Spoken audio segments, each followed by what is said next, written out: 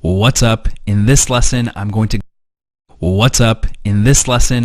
go over high level what the entire funnel looks like, because I know it might seem a bit complicated and maybe even a little bit overwhelming with all these different steps and how many messages you're supposed to send, etc. So we put together a flow chart that goes over all the steps of the funnel so you can clearly see it.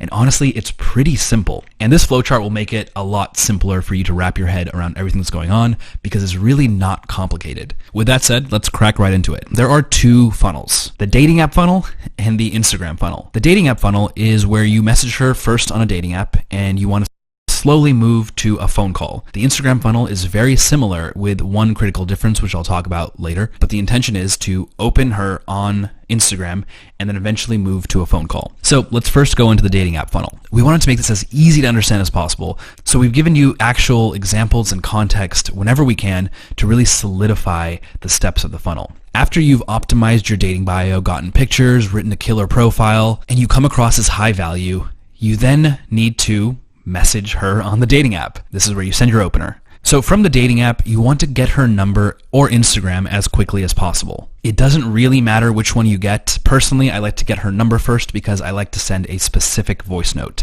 And that voice note is, how do I know you're a real person and not some old Russian dude trying to steal my butt virginity?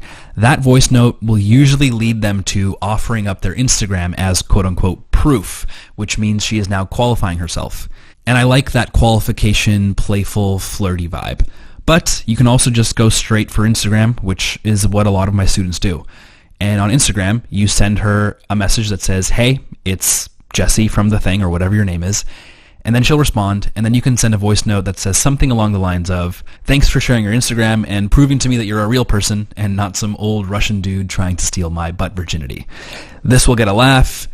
You banter back and forth a little bit, but the goal here is to move to the phone call as quickly as possible, because you guys have already talked on the dating app. You've already matched. A lot of the work has been done in terms of setting up context. This is not a cold DM from a random dude on the internet. The context is you met on the dating app, you've both matched, and now she likes you enough to continue on to the next step. So there's no point sending endless messages back and forth. And then you're going to have the golden phone call. Now, the phone call is the most critical step in the entire funnel. If you don't do phone calls, you're not doing the funnel. This is where you will spark real attraction. Up until now, you're not real. You're just some guy on her phone. But after you do the phone call, and if you do it well, there's no question of whether or not she's going to go out with you. Not only that, she's going to be excited because you had such a good conversation with her on the phone. And then the phone call lasts anywhere from 10 to sometimes 45 minutes, depending on how much chemistry there is. You want to make sure you end the phone call on a high, and you want to embody this playfully skeptical frame as you speak to her. This is how you flirt as a high-value man. And from the phone call, you want to start planting the seeds of the date. Depending on how well your call goes, you can either set it up right there on the call, or you can be more playfully skeptical, which I like to do, and tell her you'll let her know in a day or so. And that's pretty much it. That's a high-level overview of the funnel when you open her on a dating app like Tinder, Bumble, or Hinge. Now let's talk about the second type of funnel, which is opening her on Instagram. It's very similar to the dating app funnel, but there's also one really big difference, and that is this idea of comfort. So the problem with opening her on Instagram is there's no context for why you're talking to her, so she's a little bit apprehensive.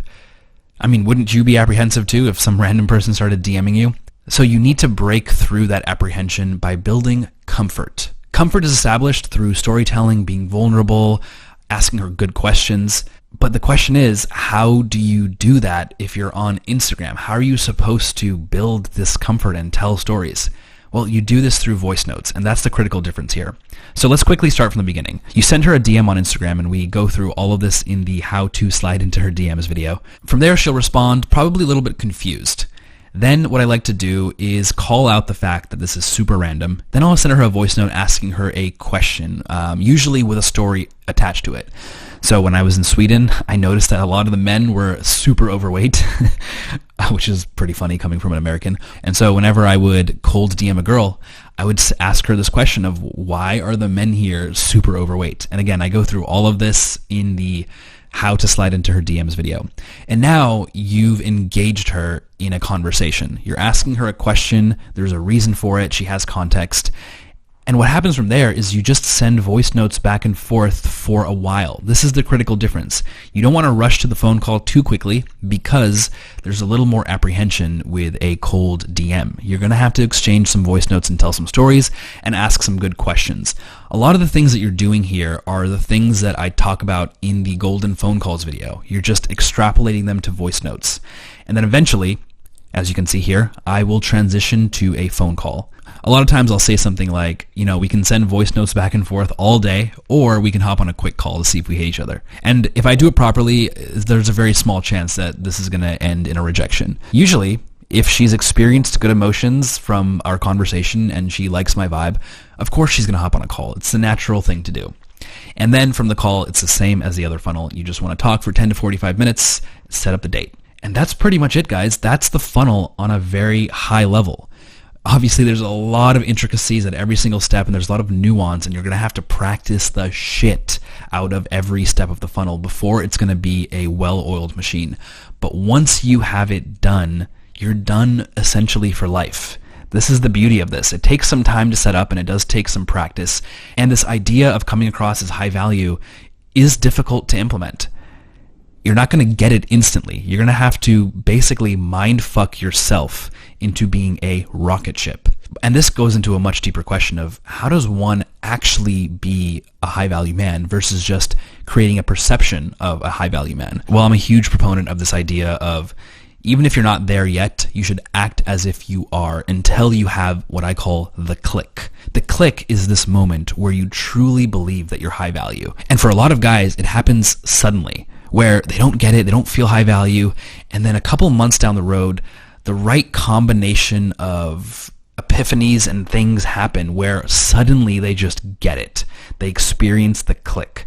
And it's such a shame when I see guys giving up before they've given themselves the chance to experience the click. And if you really get obsessed with this and put your heart and soul into creating the perfect dating funnel, you're going to experience that click on average in about a month, maybe 2 months. However, if you don't get obsessed with it and you kind of view it as a hobby that you're dabbling in, the click is going to take a lot longer for you to hit. And once you have this high value click in your brain, it will serve you for so many things beyond just dating. Business, relationships, friendships, women, everything. Being high value is basically turning yourself into a magnet to attract the type of people that you want to attract in your life. This idea of being high value has been the crux of a lot of my success in life.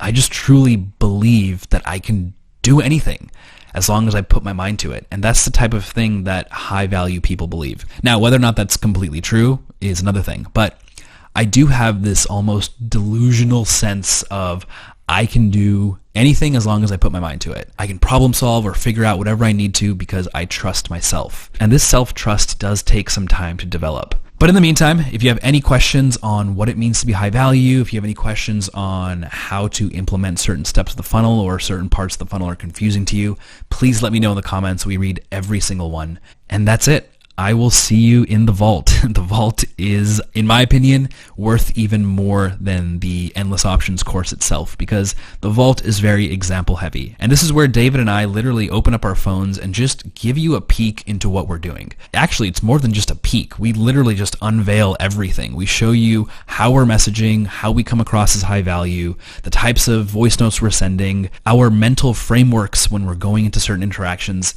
It's just priceless, priceless stuff. And I can't wait to share it with you. Anyway, that's it for today. I will see you in the vault.